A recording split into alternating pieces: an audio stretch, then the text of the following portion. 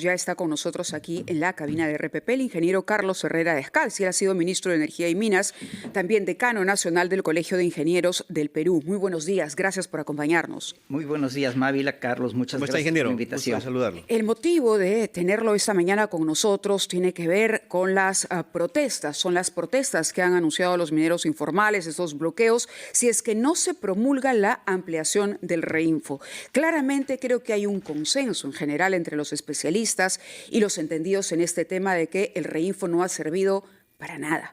Es decir, no ha contribuido a solucionar el problema de la informalidad y de la ilegalidad. Es más, ha sido una puerta que ha permitido el crecimiento, la extensión de la actividad minera ilegal en nuestro país. Pero, ¿qué hacemos cuando los mineros de pronto salen, anuncian protestas? Hay un ejecutivo que todavía no promulga la ley, pero un legislativo que claramente ya anunció que se extiende el plazo por 6 meses más. ¿Cómo manejar esta situación? Claro, yo creo que al Ejecutivo no le queda ninguna otra opción que no sea promulgar la ley y extender el REINFO. Y lo que no sé es por qué se ha demorado tanto, porque las consecuencias eran lógicas. Entonces, ¿qué quiere? ¿Que le cierren las carreteras? Si hacemos un repaso de lo ocurrido, ¿no es cierto? El Ejecutivo ofreció la ley MAPE, se demoró, le costó la censura de un ministro, ¿no? Entonces, tras eso, el Congreso promulgó esta ley y le pasó el problema enteramente al Ejecutivo, porque le dice, si en 6 meses más no has terminado, puedes extender por única vez por otros 6 meses vía resolución suprema, decreto supremo. Es lo que dice la norma del Congreso. Es lo que dice la norma del Congreso. O sea, el Congreso se deshace del problema y le pasa el problema enteramente al Ejecutivo y le da algunos lineamientos en su norma. Entonces, el Ejecutivo había presentado una ley, ¿no? La ley no ha sido discutida por el Congreso. Llegó tarde, pero yo creo que la ley que presentó pudo ser discutida en el Congreso. Por lo menos eso hubiera sido un avance para saber qué cosa se quería. Pero no, dijo, voy a presentar algo mejor hecho en los próximos 6 meses y se ha dado un plazo de 6 meses para resolver el tema. Yo veo bien difícil que se resuelva el tema. Es decir, desde el Ejecutivo están pidiendo 6 meses más. No. El Ejecutivo se está dando él mismo 6 meses por los 6 meses que de ahora en adelante. Exacto. Pero lo que no se entiende, ingeniero, y aquí está lo grave, es que se supone que el proyecto que presentó el ingeniero Mucho en su momento, en tanto ministro de Energía y Minas, era un proyecto que se había trabajado desde el Ejecutivo. Claro. Por lo tanto, ¿qué hizo entonces el ministro Mucho? ¿Presentó un borrador? ¿Presentó un documento para cumplir con los plazos? ¿Por qué ahora el Ejecutivo parte de cero? Sí, ese es el tema que yo veo también, ¿no? Porque el ingeniero Mucho, o sea, la presidenta de la República, en su mensaje presidencial del 28 de julio, anunció que tenían lista la ley MAPE. Y en esos días la ley MAPE estuvo en la página web del Ministerio de Energía y Minas. Yo la he leído allí. Pero la ley MAPE en la ley MAPE no solamente interviene Energía y Minas, interviene en otros sectores. Entonces, se ha demorado en el pase por los otros sectores todo el tiempo hasta que el Ejecutivo la ha presentado al Congreso. No es el ingeniero Mucho el que la presentó al Congreso, la presentó el Ejecutivo. Claro. Es decir, el Ejecutivo la hizo suya, incorporó lo de todos los sectores y la presentó así. Por eso mismo, la pregunta es válida. Sí, claro.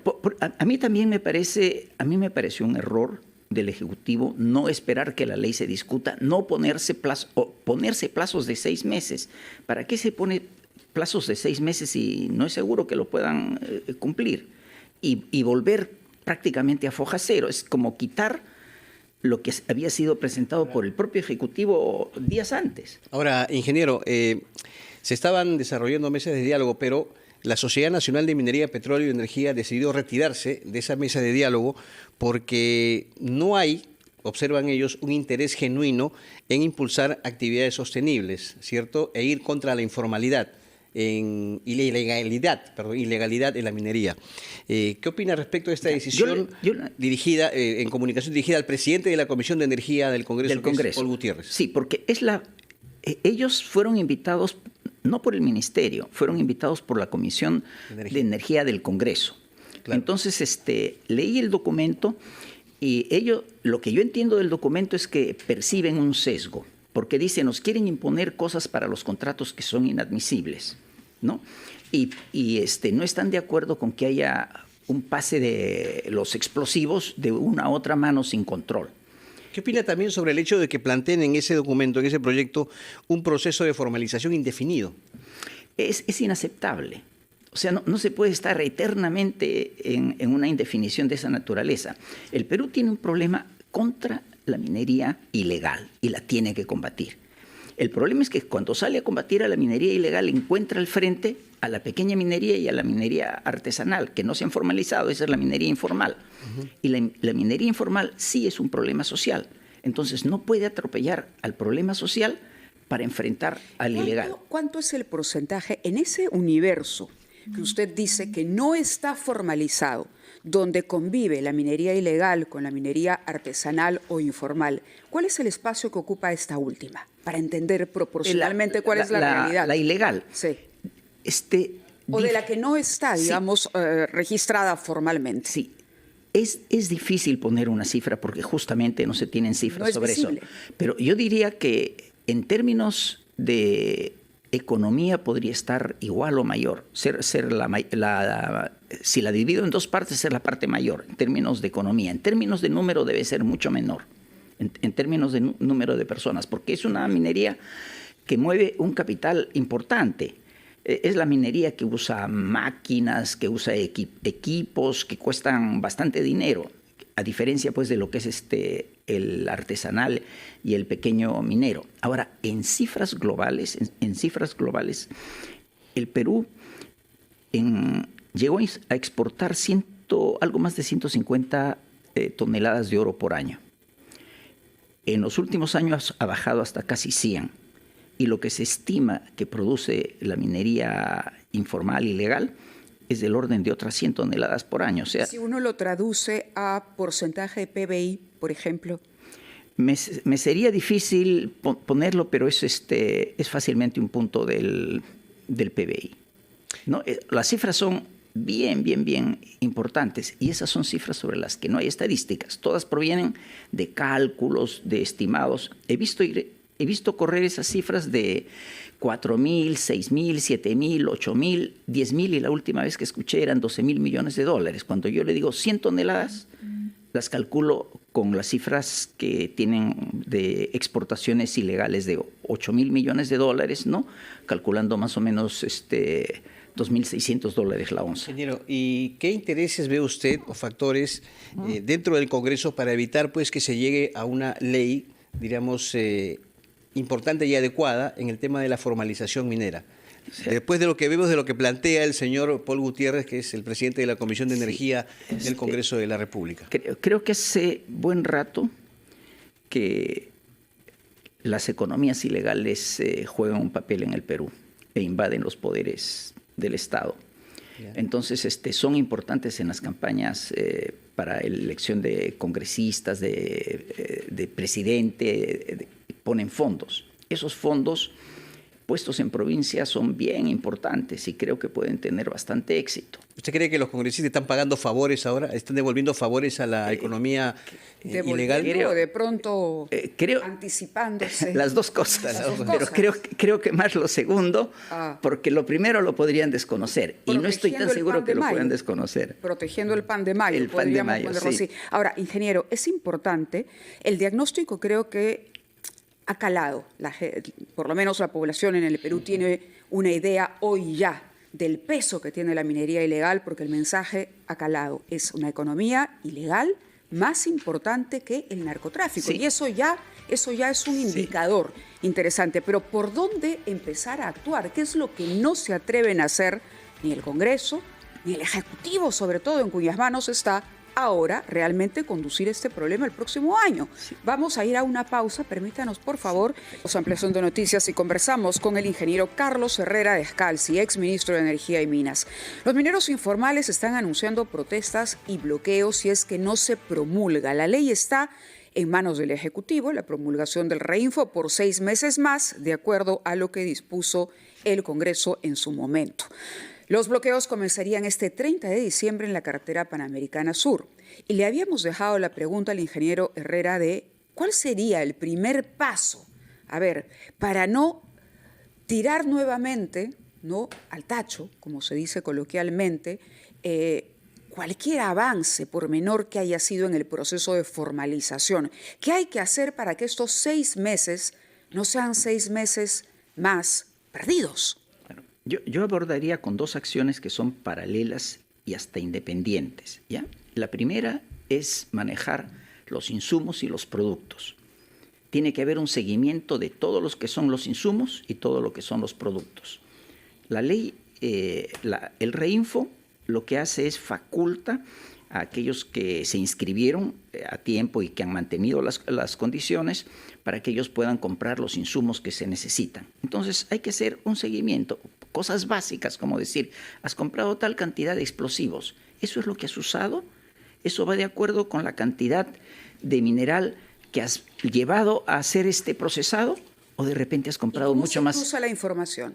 Ese es el trabajo de básicamente el Estado, ¿no? En un lado tiene que estar el Ministerio del Interior y en otro Energía y Minas y otros sectores, pero ¿dónde seguirlos? En las ventas de los insumos y también en la compra de los productos. SUNAT, los que tienen que ver con explosivos, el seguimiento de explosivos, los que tienen que ver con la producción de los insumos, el Ministerio de la Producción, o sea, el propio OCINERC, ¿no? Uh-huh. Hay organismos en el Estado especializados en cada uno de esos rubros. Entonces ellos lo que tienen que hacer es llevar esta información y cruzarla. Por ejemplo, que no pase que hay un puente por donde todos los días hay una fila de camiones, pero nadie ve nada, las cosas pasan, llegan hasta las plantas donde los minerales se tratan, tampoco nadie ve nada, salen de allí y se venden porque, grosso modo, 100 toneladas por año de productos informales ilegales es una cantidad igual a la de formales. Entonces, no es posible que el Estado no lo vea, no lo pueda seguir. Y creo que para eso no necesitan todavía ningún cambio legal. Por otro lado, en el tema del acceso, de resolver el tema de la formalización, yo creo que la sustancia está en que no pueden cumplir con todos los requisitos. Porque en los requisitos le piden un instrumento ambiental, tarda, es difícil, es lento, pero lo pueden conseguir. Pero le piden el acceso al terreno, el tener o ser propietarios del terreno o tener un convenio con el propietario del terreno para que trabajen en esas zonas. Y lo mismo, o tener la licencia para extraer los minerales o tener un acuerdo con aquel que la tiene. Y esos son los 2 puntos que no se pueden resolver. Ingeniero, hablando sobre este tema, estas protestas, ¿no?, que ya se han dado hace un mes aproximadamente, esta situación de la ilegalidad en la minería, ¿qué repercusión puede tener, ¿no?, en el ámbito de las inversiones mineras en el Perú? Es muy grande. Es muy, muy grande porque justamente la minería ilegal ingresa a terrenos que han sido concedidos, a áreas que han sido concedidas a la minería formal. Hay un caso evidente que lo retrata todo, ¿ya? Patás. Ha habido hace unos días nada más, ¿no? Claro, pero mire de lo que estamos hablando. Voladura de torres, eso venía de la época de Sendero Luminoso, ¿no? Estamos hablando de voladura de torres, estamos hablando de personas armadas que entran. O sea, cuando me describieron la acción, entran personas armadas a dominar a las personas que están trabajando o a combatir a la gente de seguridad, y entran personas a explotar directamente el mineral o a retirar el mineral que ha sido extraído. Entonces, está claro, dentro del perímetro de esta zona donde está establecida la empresa. Sí. No, hablamos del caso Poderosa. Es el caso Poderosa, ¿no? Entonces, eso nos marca el límite al que hemos llegado, ¿no? Y lo que le corresponde hacer al Estado y las medidas que tiene que hacer para evitar que eso ocurra. Entonces, la minería no se siente confortable con eso. Seguramente Poderosa tiene que haber duplicado, si no multiplicado, el personal de seguridad. Yo calculo que el personal de seguridad va a ser muchísimo más caro cuando el antecedente es que a los anteriores los mataron. Sí, ingeniero, permítame aprovechar la oportunidad para usted en su condición de exministro de Energía y Minas, consultarle sobre la situación de Talara en estos momentos, el derrame que ha habido de petróleo. No es la primera vez que pasa esto, pero ¿cuán grave es esta situación? Porque Petroperú ha tratado de minimizar este hecho, ¿no? Entonces, ¿cuán grave, esa es la pregunta, cuán grave es la situación del derrame en la zona norte del país? Es una situación grave. Es una situación bastante grave, creo yo, y creo que mala la actitud de la empresa de tratar de minimizar, porque uno fue el discurso cuando ocurrió con La Pampilla y otro es el discurso cuando ocurre con Petroperú, pero además retrata lo mal elegida que está la administración de Petroperú. Petroperú tenía que haber tenido un cambio total en ese directorio, tenía que ser gente absolutamente impoluta. La historia conocida de Petroperú. Ahora, el Ministerio del Ambiente declara, ¿no?, en emergencia ambiental, pero ¿cuántos días después de que se produce y que se confirma? Porque la información no sale inicialmente de Petroperú y eso, supongo yo, también es una infracción a la norma ambiental, a las normas ambientales que rigen el funcionamiento de una empresa como Petroperú. Claro, más aún viniendo del Estado. Puedo entender no aceptar que una empresa privada lo haga, ¿no?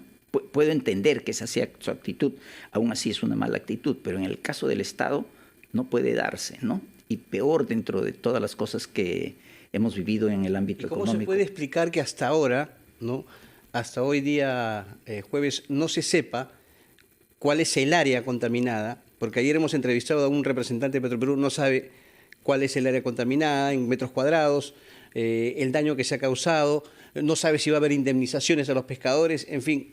No hay información al respecto. ¿Qué les parece eso? Tienen dos explicaciones posibles, ¿ya? O lo saben y no lo quieren decir, lo cual es falta de transparencia, ¿no?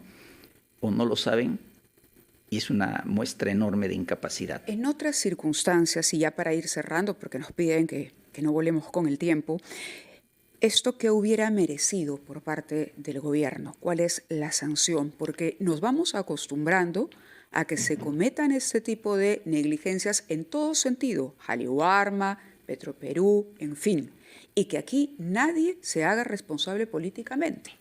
¿Quién tiene que asumir políticamente lo ocurrido con Petroperú? Obviamente la cabeza política es el ministerio, entonces inevitablemente recae sobre el ministerio, pero el ministerio no tiene por qué cargar directamente con el pasivo, entonces el ministerio tendría que haber tenido las explicaciones y haber preguntado a las cabezas de Petroperú. En los años del terrorismo, cuando había un atentado, la persona, el ingeniero que estaba a cargo de eso, él averiguaba de inmediato porque sabía que lo iba a llamar el gerente de la empresa, al gerente lo iba a llamar el presidente y el presidente lo iba a llamar el ministro. Y cuando vinieran las preguntas, las respuestas tenían que estar ya. Y lo que había que hacer tenía que estar ya. Y en estos casos, ¿qué ha pasado? Nadie ha preguntado, no se sabe nada, no hay respuestas, como dice, entonces quedan esas dos incógnitas, ¿no? O no saben nada, que lo dudo, o no lo quieren decir, ¿no? Muy bien. Bueno, ingeniero Carlos Herrera Descalzi, muchas gracias por su visita aquí a los estudios de RPP, muy amable. Muchas gracias a ustedes y unas felices fiestas y un feliz año para todos los que nos escuchan y para ustedes en especial. Igualmente, ingeniero. Gracias.